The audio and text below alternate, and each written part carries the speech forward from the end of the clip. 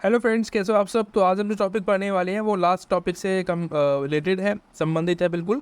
क्योंकि last video में मैंने आपको बताया था इकोसिस्टम कैसे डिस्ट्रॉय हो सकता है, उसी के बारे में। और यहाँ पे मैंने इसके प्रभाव बताए कि क्या क्या इम्पैक्ट इस पर पड़ सकते हैं। ठीक है, तो एक तो होता है जैव संचयन और एक होता है जैव आवर्धन।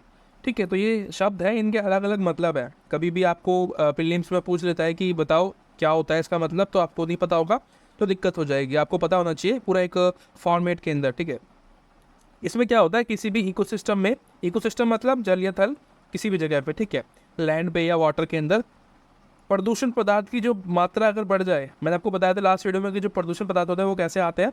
अगर वो बढ़ जाए पानी में या जो स्थल है, जैसे कि वायु के अंदर आप देखते हो क्या है, प्रदूषण है ना। हम हवा के द्वारा, सांस के द्वारा अपने अंदर जो है जितने भी प्रदूषण की चीज़ें हैं वो अपने अंदर लेके आते हैं, तो जिससे कि हमारी जो बॉडी के ऑर्गन्स है वो डिस्ट्रॉय होने लगते हैं, जिसके कारण उस इकोसिस्टम में रहने वाले जीव है उन पे क्या होता है कि प्रदूषण पदार्थ की जो मात्रा है वो बढ़ने लगती है। उससे क्या होता है, उसकी जो जैव संचय है ये इसको कहा जाता है। बेसिकली क्या कहने की कोशिश कर रहा है कि मैंने आपको लास्ट वीडियो में यही बताया था, ठीक है, लेकिन यहाँ पे क्या है, एक शब्द यहाँ पे जुड़ गया है कि जैव संचयन का मतलब आप बताइए कि जैव संचयन क्या होता है। कि जो मात्रा, जैसे कि मैंने आपको बताया तालाब में से जो मछलियाँ हैं वो जो जैविक जो आजीविक घटक उसके अंदर होंगे तालाब के अंदर, एग्जाम्पल के लिए, तो मछली के अंदर आ जाएंगे वो ऑटोमेटिकली। मछली से वो क्या होगा, वो किसी और अन्य जीव में जाएगा। वो अन्य जीव का जब कभी मरेगा, ठीक है, उसके बाद वो ऑटोमेटिकली डिकम्पोजर्स उसके अंदर आएंगे और वो उसको डिस्ट्रॉय करेंगे, ख़त्म करेंगे, उसकी जो बॉडी है उसको निपटाएंगे वहाँ से।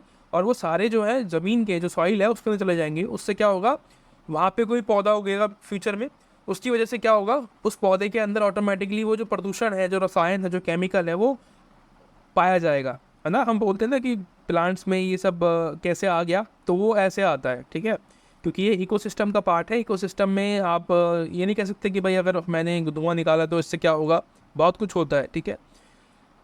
वही प्रक्रिया जिसमें प्रदूषण पदार्थ की मात्रा एक पोषण स्तर से दूसरे स्तर में जाती है, उससे बोलते हैं जैव आवर्धन, ठीक है। जैव आवर्धन मतलब एक से दूसरे में जाना। देखो ये तो एक प्रोसेस है, ठीक है, ये एक प्रोसेस हो गया। लेकिन ये क्या है, ये क्रिया मैंने आपको जो बताई थी लास्ट वीडियो में कि भाई कैसे होगा, कि कैसे हुआ, प्रोसेस तो हो गया, चलो ठीक है, ये तो मैंने देख लिया कि भाई मछलियाँ हैं तो मछली से जो है उसको कोई और जानवर खाएगा, उसके बाद वो जानवर मरेगा तो वो सॉइल में ऑटोमेटिकली चला जाएगा। इससे क्या होता है, उस जानवर की मृत्यु जल्दी होने की संभावना रहती है, ठीक है। उसकी सेहत पे बुरा असर पड़ता है, उसकी मृत्यु जल्दी हो सकती है, काफ़ी सारे कारण यहाँ पे हो सकते हैं जिसकी वजह से इकोसिस्टम डिस्ट्रॉय हो जाता है, राइट। तो ये मैंने आपको बताया था, ये एक प्रक्रिया है ना, ठीक है।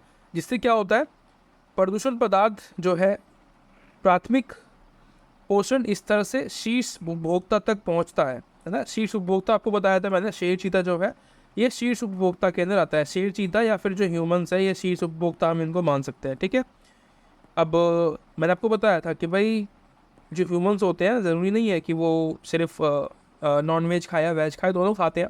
तो पेड़ों से भी जाएगा, और जो एनिमल जिसको वो खा रहे हैं, क्योंकि वो एनिमल इकोसिस्टम का पार्ट है ना, उसने कहीं ना कहीं किसी को जानवर को खाया होगा कभी ना कभी, या फिर कोई ऐसी चीज़ जिसके अंदर रसायन होगा, केमिकल होगा, प्रदूषण होगा, तो वो हमारी बॉडी में ऑटोमेटिकली आएगा। किसी जानवर की बॉडी में, शेर है, चीता है, ठीक है, टाइगर है, लायन है, उनकी बॉडी में वो ऑटोमेटिकली जाएगा, ठीक है।